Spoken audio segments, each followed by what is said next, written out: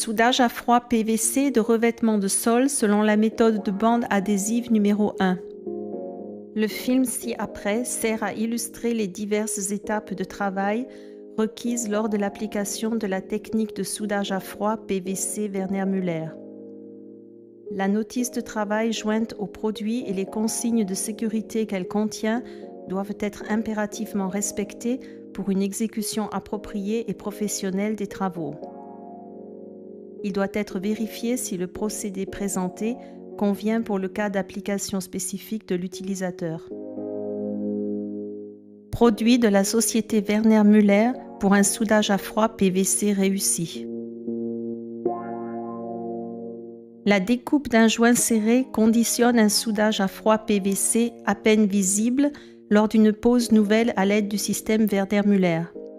On l'obtient par la double découpe de 2 laits de revêtement PVC. À cet effet, posez les laits de telle manière qu'ils se chevauchent. Le chevauchement des laits de revêtement PVC devrait être compris entre 3 et 5 cm.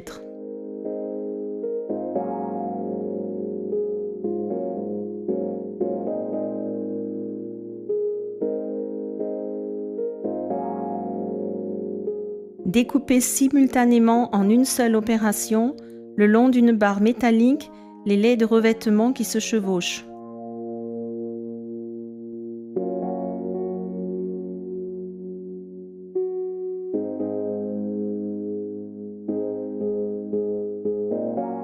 Le couteau Provinol comporte une lame tranchante spécialement mise au point et un dispositif de réglage en contenu pour la profondeur de coupe. Lors d'une double découpe, celle-ci se déplace le long d'une barre et coupe simultanément, en une seule opération, les laits de revêtement qui se chevauchent.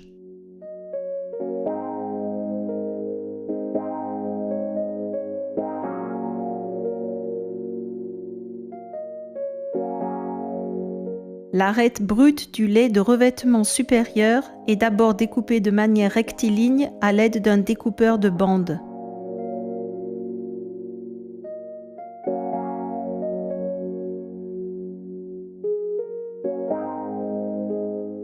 Posez au sol le lait de revêtement déjà découpé.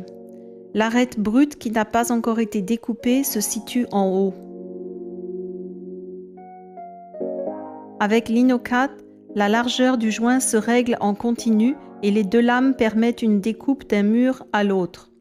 Le couteau découpe le revêtement supérieur et utilise ici l'arête inférieure rectiligne du lait comme guide. Pour le soudage à froid ultérieur, la largeur du joint doit être réglée de manière à obtenir un joint serré après la découpe.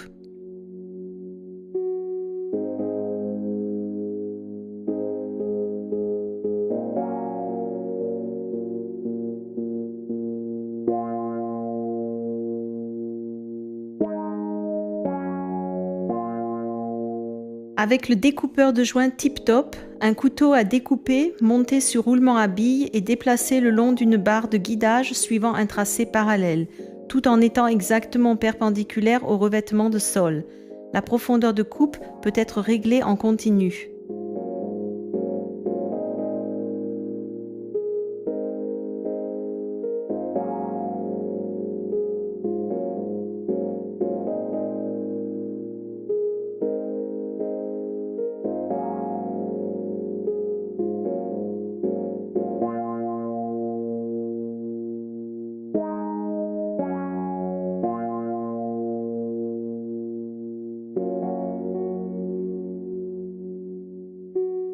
Après la découpe du joint, les restes de coupe des laits de revêtement supérieur et inférieur doivent être enlevés.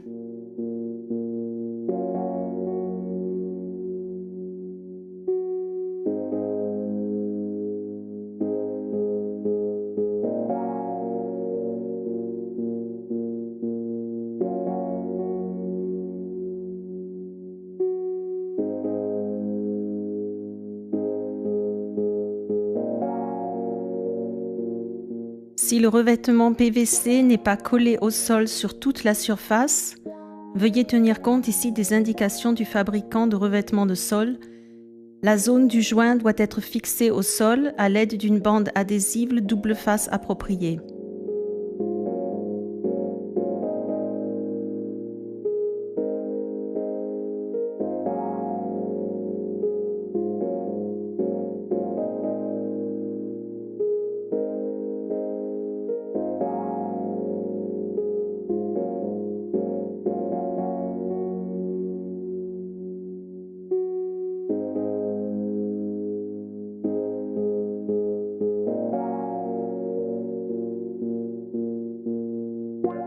Joindre de nouveau les laits avec précision.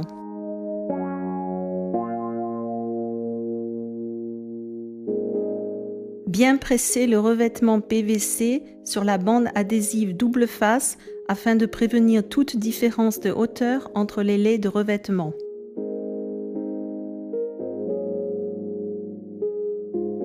La zone du joint doit être propre et sèche pour permettre un soudage à froid correct.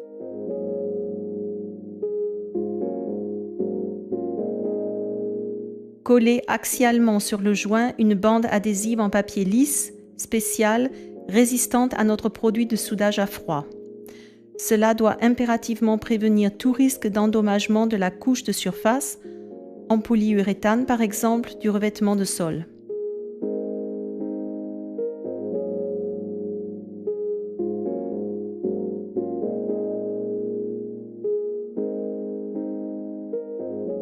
À l'aide d'un rouleau presseur, bien presser la bande adhésive en papier sur le revêtement de sol PVC, afin d'empêcher une pénétration du produit de soudage à froid sous la bande adhésive.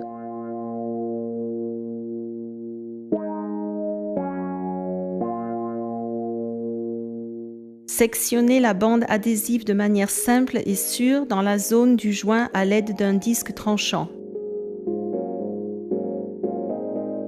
Une autre solution consiste à utiliser un couteau à lame trapézoïdale ou à lame crochet.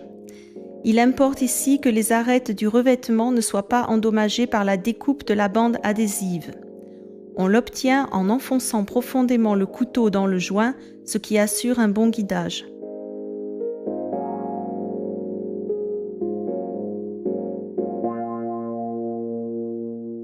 Après la découpe du joint, pressez de nouveau la bande adhésive en papier sur le revêtement de sol PVC à l'aide d'un rouleau presseur afin d'empêcher une pénétration de l'agent de soudage à froid sous le ruban adhésif.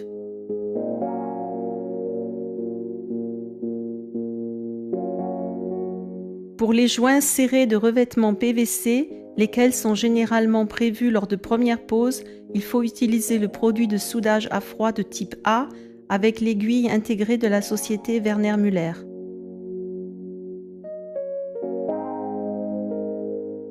Agitez vigoureusement le tube avant emploi.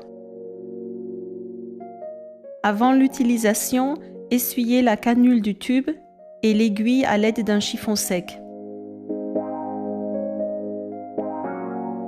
En présence de revêtements de sol durs et peu flexibles, la zone du joint doit être portée à la température de 40 degrés maximum juste avant le soudage.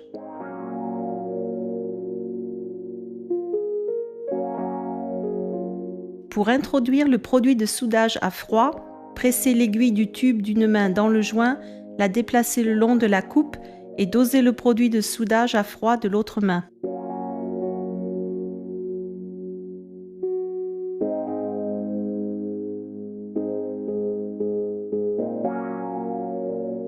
Le dosage du produit de soudage est optimal lorsque l'humectation de la surface de la bande adhésive occupe une largeur d'environ 5 mm. Il faut veiller ici à ce que le produit de soudage à froid ne parvienne en aucun cas sur la surface non protégée du revêtement, c'est-à-dire qu'il ne doit ni couler ni s'égoutter à côté de la bande adhésive. Une autre solution consiste à porter également la zone du joint à la température de 40 degrés à l'aide d'un instrument qui produit de l'air chaud. Il faut veiller ici à ce que le produit de soudage à froid ne s'écoule pas de la bande adhésive vers la surface du revêtement de sol sous l'effet du flux. Après environ 10 minutes, le produit de soudage à froid a séché sur la bande adhésive et la bande doit être retirée de biais vers l'arrière. Le résultat en est un joint à peine visible à résistance élevée.